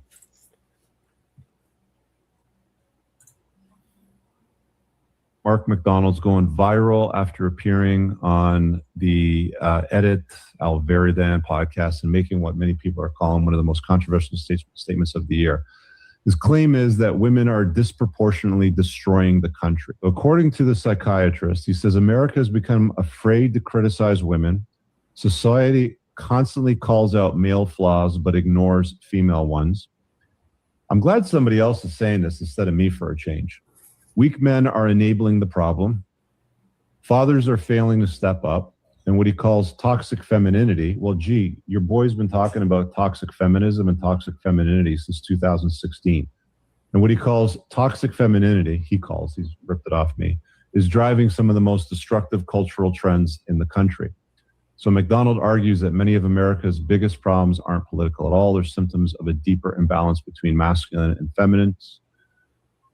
All right. I believe that women are disproportionately, as a sex, disproportionately destroying this country. And I also believe that it is enabled by weak men. So I want to be very clear. I'm not attacking women. I'm attacking both sexes. But we attack men, and rightly so, all the time for excessive aggression, violence, sexual predation, as we should. But we never, ever criticize women for their errors, for their sex-specific flaws, which are largely uncontrolled, uncontained emotion, which explodes and leaks out into horribly destructive areas, such as the sexual mutilation and hormonal castration of young children, most of whom are girls, and most of which is led by women. women therapists, women teachers, women surgeons, women clinical directors, women politicians, women legislators, even mothers in families are largely driving this, not men, not fathers. Of course, the fathers, they're just standing around letting it happen. So I'm not saying that they're guiltless or blameless, but I'm saying they're not stepping up. And we need strong, ethical men to stand up and to contain the excesses of what I would call toxic femininity. Yes. And we have lost that balance in our society. If we don't get it back, we are gonna fall as a nation. Mark McDonald's. I was surprised when I saw that on Instagram. I'll let this go a few more minutes, Dr. L, then I'll stop it. But did you have any thoughts on that clip right there? Yeah, I mean, it's powerful. It's good to see people with credentials speaking up about this, and this brother just said it here. Corey Clark, I played a couple of hers videos as well. Corey Clark has spoken up about this. Helen Smith and Helen Andrews both have done it. So this is becoming problematic, and there's a lot of people who are going to start pushing back and saying enough of this. I would say that even the election, people still trying to figure out how come Trump got back in office. I think it's part of the masculinity and bravado. People are craving that. This other stuff has been problematic for far too long, and we look at. I would look at feminist people who think along feminist lines, who are in academia, who go along with this. I think BJS and I were talking about this last night. I think that this is an issue within these communities. I was on the criminal justice side, and we don't talk that way. But if you're another social science, they certainly do speak that way. For a while, I was in the business side because my PhD is in leadership. So I was on the business side, and the way that they wanted me to address the students, I'm not doing that. Let me go back over to the criminal justice side. I can tell these guys to knock it off, right? Because they want this soft kind of way to speak to people. So, okay. Unfortunate. I'm gonna let Paul riff for another. I think he goes on and says, "I'm the one who said this," and then I'll stop it because we're almost at 2 hours. Yeah, he's nailed it. I mean, I really appreciate Rich Cooper's work. He's one of the few people in the manosphere that actually talks about issues like discernment in men and men's accountability for the problems that they help enable and create. I agree with the content. The only thing I will disagree with is that I've been writing about toxic femininity since 2009. Going back a few years, I got to claim that. But yeah, I think this is it. Weak men and narcissistic women are destroying society. The fact that men tolerate this, because look, force doctrine is real. If men didn't want this stuff to be happening, the mutilation of children, and I'll even take that, even though it will upset some people, to the practice of male genital mutilation that we euphemistically call circumcision, that practice alone doesn't have any backing in science. It's why most countries in the world still have banned it or don't do it nearly as much as Americans. But Americans do it and then turn foreskins into facial cream for women. Dr. L, did you get stricken for this? Bro, I still can't believe Did they leave you alone? I still can't believe that. That's crazy. I did not know that. I did not know that. I haven't researched this still, but I'm just like, okay.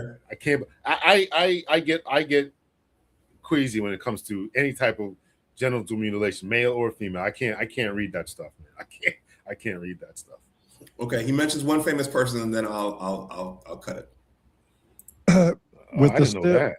Yes, with the stem cells, that was one of Oprah's lines. Was foreskin-based facial cream for women. Oh, God. And and women's reasons and people's reasons for mutilating their male children at birth is they want him to look like the father, or They believe it's healthier, but the research doesn't say that at all. And as a matter of fact, the research points to significant life consequences physiologically and psychologically for men from the practice of especially non-anesthetized circumcision that creates excruciating pain and totally skyrockets cortisol levels in the brain for at least 6 to 12 months after the child has the circumcision. All right. I'm looking at my face. I'm looking at my face and my reaction face. Both times I'm skeeved out. So. All right, everybody. This link, Dr. L's discussion with Paul is in the description box. It's an hour and 23 minutes. So there's a lot I've skipped over, a lot of good points and discussions that were had in between those segments that we just looked at. But if you haven't watched the whole thing, please give it a like. And I put Jeff's discussion with Paul in there as well. Dr. L, do you have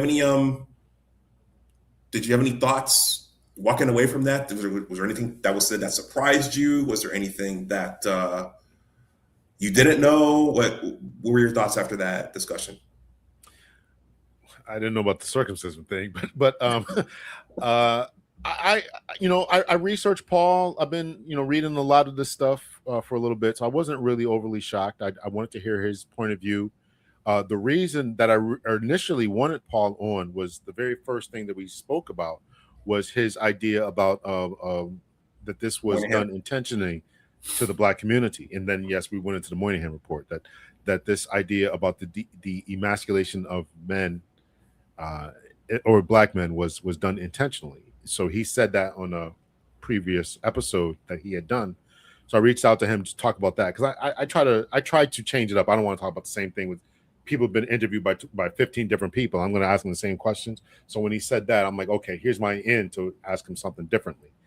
And so I appreciated his take on that, and him at least saying it. He can't prove it, no one can prove it, but it certainly is suspicious. To quote Umar Johnson, you don't find that suspicious that what has happened to Black folks, Black men in particular, being taken out of the home, and that this was deliberate plot to destroy and undermine the Black family.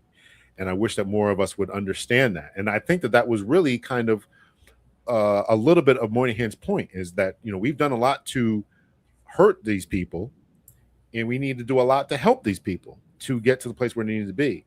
And if people from the 1965, when that report was released, until now, 2026, 40, 50 years, we're still in the same, or was it 70 years now, maybe, whatever it is.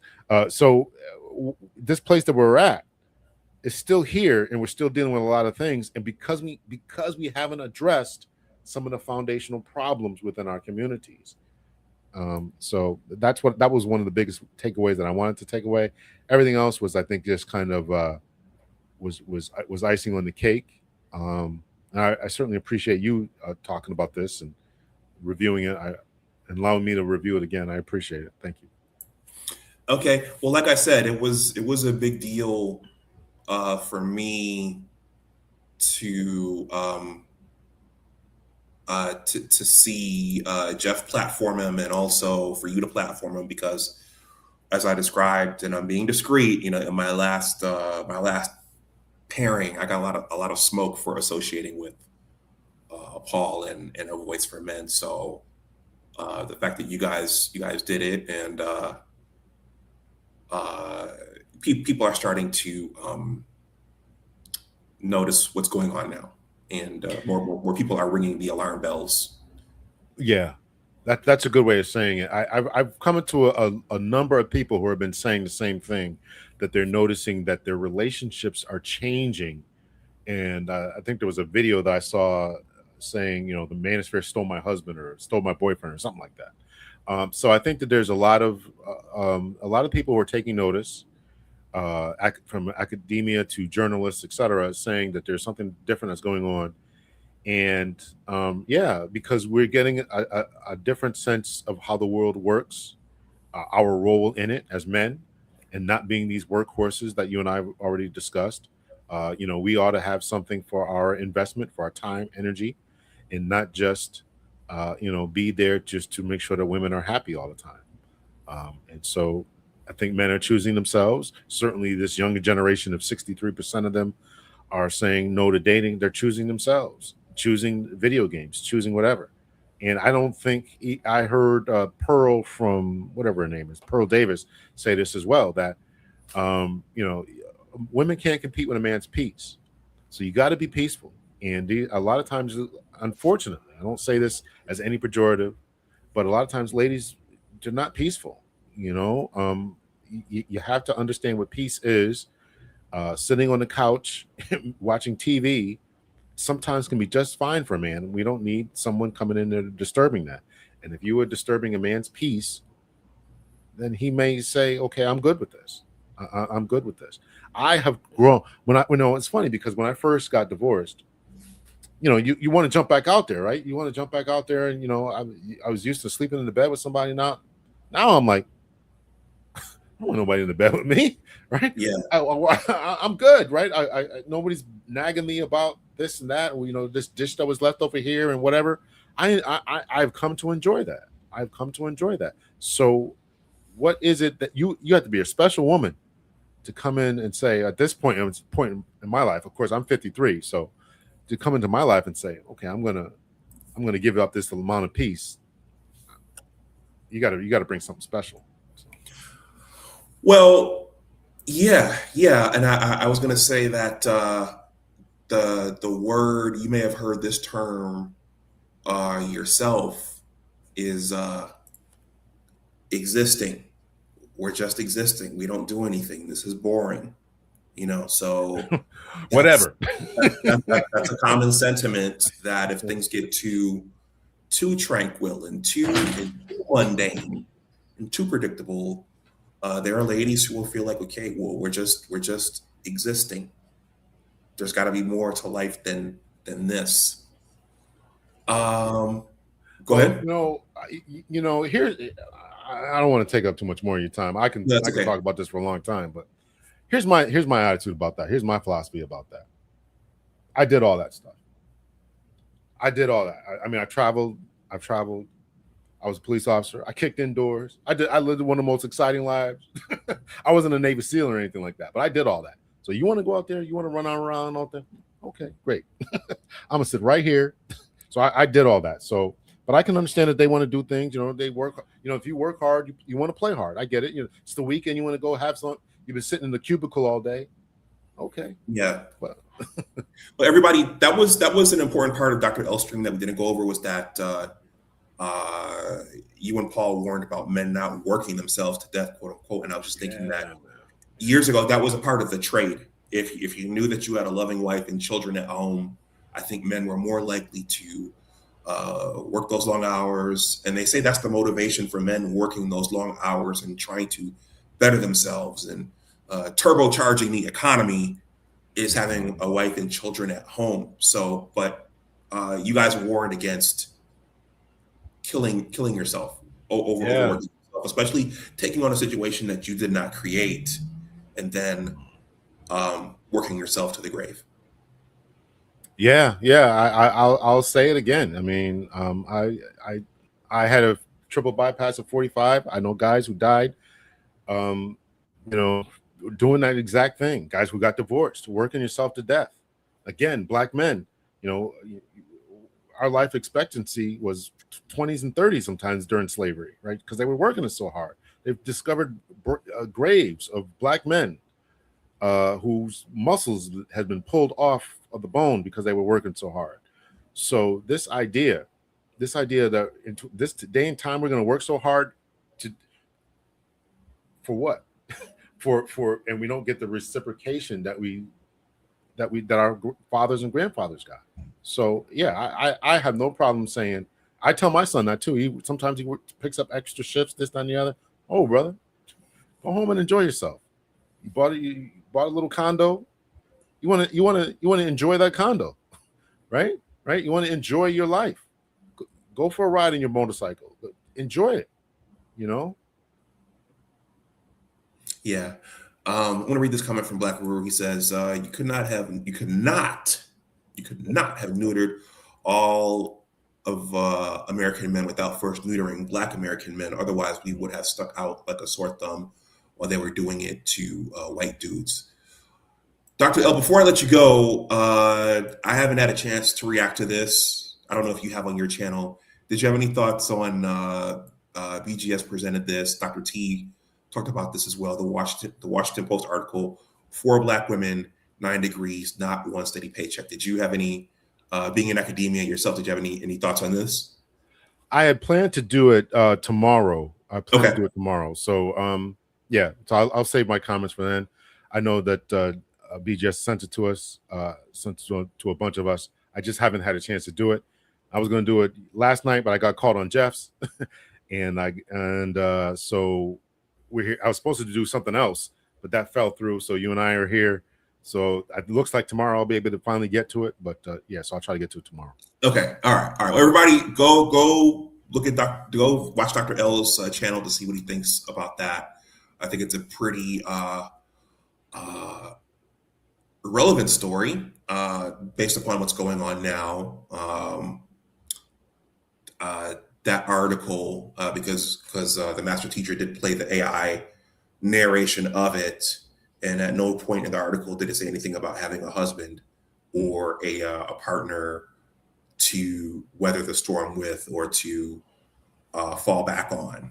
So that a couple of ladies sent that article to me too, and they said the same thing. So, so yeah.